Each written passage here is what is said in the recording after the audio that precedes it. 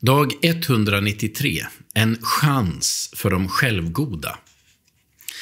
Filippos träffade Natanael och sa till honom: Vi har funnit honom som det står om i Mose lag hos profeterna, Jesus, Josefs son, från Nasaret. Natanael sa: Kan det komma något gott från Nasaret? Filippos svarade: Följ med och se. Johannes kapitel 1, vers 45-46. Smålänningar är snåla, norrlänningar är tysta, stockholmare är dryga, göteborgare är käcka, skåningar är matglada. Är det verkligen sant? Jag har jobbat 10 år i Göteborg och min uppfattning är att det finns ungefär lika många dryga göteborgare som stockholmare. Dessutom har vi bott 6 år i Jönköping och enligt min egen upplevelse finns det lika många snåla människor i andra delar av landet som det finns i Småland.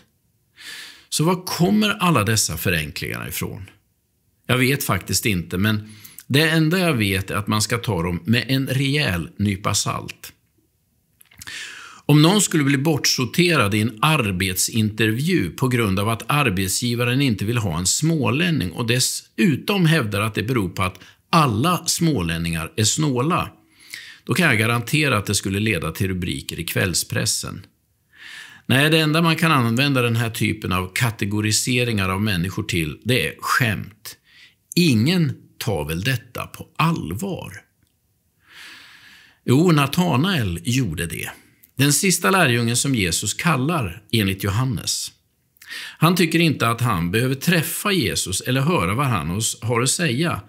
För Natanael räcker det tydligen att veta att Jesus kommer från Nasaret i Galileens. Sen är han färdig med frågan.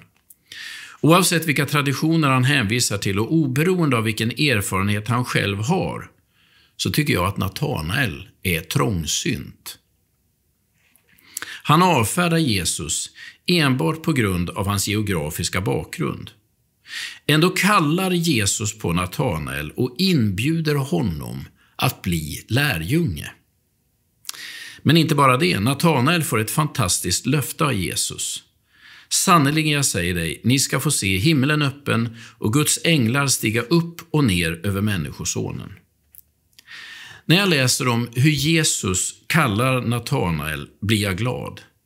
Till och med en trångsynt lokalpatriot kan få se något nytt och vidga sina perspektiv. Natanael får ett fantastiskt löfte av Jesus om att få se himlen öppen och Guds änglar stiga upp och stiga ner.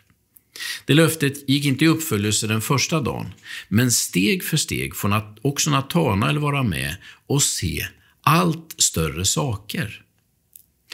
Finns det någon trångsynthet i ditt liv som du borde göra upp med? Fäller du omdömen utan att ta reda på fakta? Är du färdig med vissa människor när du egentligen borde ge dem en andra chans?